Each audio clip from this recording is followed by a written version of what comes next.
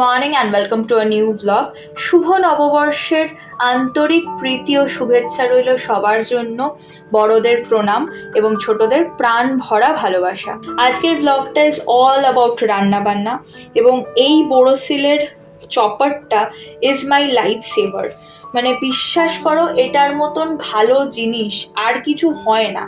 এই চপারটা যদি আমার হাতের সামনে না থাকে, আমি পুরো দুনিয়া অন্ধকার দেখি।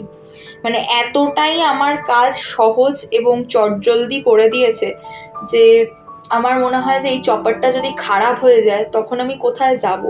আমার একটাই চপার রয়েছে এবং আমি ভাবছি যে আরেকটা কিনে ফেলতে হবে, কারণ এটা অনেক দিন হয়ে গেল আমি ইউজ করছি। তো এই চপারটা এতটাই তাড়াতাড়ি কাজ করে দেয় যে আমার কাজ অনেক সহজ এবং তাড়াতাড়ি হয়ে গেছে, সেটা একটা বড় প্লাস পয়েন্ট। আর সাইমালটেনিয়াসলি যদি দুটো চপার আমি ইউজ করতে পারি তাহলে আমার কাজ আরও তাড়াতাড়ি আরও ভালোভাবে হয়ে যাবে। আর একটা কথা না বললেই নয়, আমার ভাই একটা শেফস নাইফের সেট গিফট করেছিল আমাকে ভাইফোঁটায়। সেটা যে কতটা কার্যকরী এটা আমি তোমাদের কাউকে বলে বোঝাতে পারবো না। অসাধারণ একটা জিনিস। যাকে এদিকে চলছে ফিশ চপ ভাজার প্রস্তুতি, মানে একটা ব্যাচ অলরেডি ভাজা হয়ে গেছে। এই কৌটোটা দেখে আশা করি বুঝতেই পারছো একটা ব্যাচ ভাজা হয়ে গেছে এবং তারপরে আরও ভাজা চলছে ইন্ডাকশানে। অফকোর্স এখন তো আমরা যতটা সম্ভব চেষ্টা করছি যাতে ইন্ডাকশানটা ইউজ করা যায় এবং গ্যাসের ইউজেজ কমানো যায়। তবে এভাবে কতদিন চলবে আমি জানি না, কারণ গ্যাস কিন্তু কখনোই ইন্ডাকশানের রিপ্লেসমেন্ট নয়, ইন্ডাকশান কখনোই গ্যাসের রিপ্লেসমেন্ট নয়। এক একটা জিনিস এক এক রকম। গ্যাস একটা ইন্ডিভিজুয়াল জিনিস, ইন্ডাকশান একটা ইন্ডিভিজুয়াল জিনিস। কখনোই কোনোটার রিপ্লেসমেন্ট হতে পারে না। মানে অনেক কিছু হয় যেটা হয়তো ইন্ডাকশানে বসিয়ে রাখলাম, হচ্ছে ঠিক আছে, হলো স্লো কুকিং, সেটা ইন্ডাকশানের জন্য ঠিক আছে, ওটা ইন্ডাকশানে ভালো হচ্ছে বা হবে। আর গ্যাসে অনেক কিছু হয় যেটা হচ্ছে গ্যাসের জন্যেই ঠিক, তো সেটা নিয়ে একটু সমস্যা রয়েছে। যেমন ধরো এই যে কড়াই, ফ্ল্যাট বটম না হলে তো ইন্ডাকশানে বসানোই যাবে না। তো কড়াইতে যে আমরা রান্না করব সেটা তো গ্যাস ছাড়া সম্ভবই নয়। সেরকম মানে অনেক রকমের সমস্যা আর কি। তবে যাই হোক, চালাচ্ছি এখনো পর্যন্ত। কবে এই যুদ্ধ থামবে আর কবে গ্যাসের প্রবলেম সলভড হবে আমরা সত্যিই জানি না।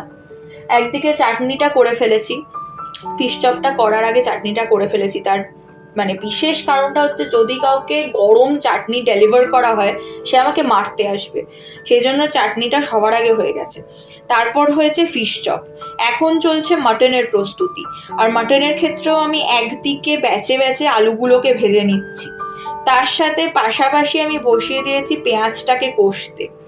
আর একটা কথা হচ্ছে যে মাটনের ঝোল বানানো, মানে প্রেশার কুকার ঝোল বানানো, সেটা একটা আলাদা জিনিস। আর কষা মাংস, যেটা আমার সব থেকে বেশি পছন্দ, ওই মিশকালো রেস্তোরাঁর কায়দায় তৈরি করা কষা মাংস, সেটা একটা আলাদা জিনিস। তো দুটোর টেস্টে বিশাল ডিফারেন্স এবং দুটোর টেক্সচার, দুটোর লুকস, সমস্ত কিছু আলাদা হয়।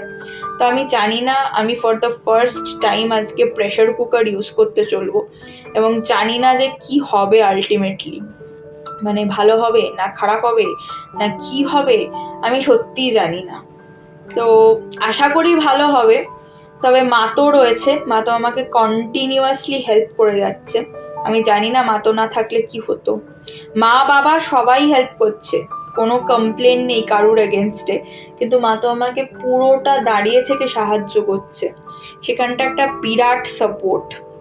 এবং মা তো বলেছে যে আমি জানি কি করে প্রেশার কুকার হ্যান্ডেল করতে হয়, তোকে অত চাপ নিতে হবে না। তবুও আমার একটা ভয় ভয় করছে আর কি, কি হবে কিরকম হবে। তবে মা তো আমাকে বলছিল যে আগে থেকে গড়ে রাখতে পারতাম আমি ফিশ চপগুলো। সেটা আমি ভেবেও ছিলাম যে হ্যাঁ গড়ে রাখা যায়, পরের দিন জাস্ট ভেজে দিয়ে দেবো। কিন্তু তারপর আমি ভাবলাম যে নববর্ষের প্রথম দিনটা, মানে একটা বছরের প্রথম দিন, সেদিন আমি কি করে তোমাদের বাসি জিনিস খাওয়াই। মানে যতই হোক ফ্রিজে রেখে দেওয়া মানে তো বাসি হলো। সেই কারণে আমি পুরো জিনিসটা আজকেই করেছি, সকাল মানে ভোরবেলা থেকে উঠে, এবং খুবই ডিফিকাল্ট হয়ে গেছে আমার জন্য, বাট স্টিল আমি মনে করেছি যে না, সবটাই আমি আজকে করব। তো চাটনিটাও আজকে করলাম, তারপরে এখন মাটনটা করছি। আর এই হচ্ছে সেই প্রেশার কুকার। প্রেশার কুকারের প্রবলেমটা হচ্ছে যে ওই একটা বন্ধ জিনিসে সে গলে যাচ্ছে না পুড়ে যাচ্ছে না কি হচ্ছে সেটাই আমি বুঝতে পারবো না। ঢাকনাটাও তো খুলতে পারবো না দরকার মতন, যেটা কড়াইতে করা যায়, যে খুলে দেখে নিলাম কি হচ্ছে। বাট প্রেশার কুকারের ক্ষেত্রে তো ওই সিচুয়েশনটাই হবে না, মানে পসিবলই নয়। তো যাই হোক, এখন দেখলাম যে ভালোভাবেই হয়ে গেছে। মাতোর কথা শুনেই আমি আজকে বেঁচে গেছি, কারণ মা তো পুরো জিনিসটাকে মনিটর করেছে এবং ফাইনালি আলুটা আলাদা করে সেদ্ধ করে নেওয়া হয়েছে প্রেশার কুকারে, আর মাটনটাও আলাদা করে 80% সেদ্ধ করা হয়েছে। তারপরে কড়াইতে দিয়ে দুটোকেই ফুটিয়ে নেওয়া হয়েছে। আর এই যে মাসিমণি এসছে এক গাদা জিনিস নিয়ে, বাবা আমার একটা ঝুড়ি ভাজার প্যাকেটও এনেছে, আর কত জিনিস যে এনেছে। আমি এখন স্নান করে নতুন জামা পরে, মাসিমণি দিয়েছে এই জামাটা, নতুন জামা পরে তারপরে লাঞ্চ করে নিয়ে কর্নেটো খেতে বসেছিলাম। আর সব থেকে বেশি ভালো লাগার ব্যাপারটাই এইটা যে সবাই মিলে একসাথে বসে লাঞ্চ করা। বমামা আর মম্মা অবশ্য সন্ধেবেলা এসছে, কিন্তু যাই হোক, মাসিমণি তো আর রোজ রোজ আসে না। তো মাসিমণি এসছে, একসাথে লাঞ্চ করা হয়েছে, নতুন জামা পরা হয়েছে। আর নতুন জামার গন্ধ যে আমার কি ভালো লাগে আমি বলে বোঝাতে পারবো না, জাস্ট দারুণ লাগে। আর কি কি কিনেছি আর পেয়েছি সেটা তোমাদের সাথে অন্য কোনো একটা ব্লগে শেয়ার করব। মানে এত জামা কাপড় হয়ে গেল ঘরে পরারই, বাট তাও এতগুলো জামা কাপড় হয়ে গেল যে বলার মতন না। কারা কারা আজকে হালখাতা করতে যাচ্ছ আমাকে অবশ্যই জানিও। আর এইগুলো মম্মারা এনেছে, মানে বমমা মম্মা এনেছে। চিকেন প্যাটিস এনেছে, চানাচুর এনেছে, কত জিনিস যে এনেছে, কে যে এত খাবে বাপরে বাপ আমি জানি না। আর তারপরে আমি আবার একটুখানি ফিশ চপ এক্সট্রা বানিয়ে রেখেছি ওদের জন্য, সেটাও ভেজে দেব। তবে বৌমা বলেছে যে না, ওটা স্পেশাল, ওটা আমার ভাগ্নি করেছে তাই ওটা স্পেশাল, তাই জন্য ওটা লাস্টে খাবো। এটা দোকানের কেনা, এটা আমি আগে খাবো। তো আগে চা এবং তার সাথে চানাচুরটা দিয়ে দেওয়া হলো, তারপরে চিকেন প্যাটিসগুলো, তারপরে ফিশ চপ। তো সব খাওয়া দাওয়ার পর্ব শেষ, এখন সবাই ধরেছে বাড়ি ফেরার পথ। তোমরা কারা কারা দোকানে দোকানে গেলে হালখাতা করলে অবশ্যই আমাকে কমেন্ট সেকশনে লিখো।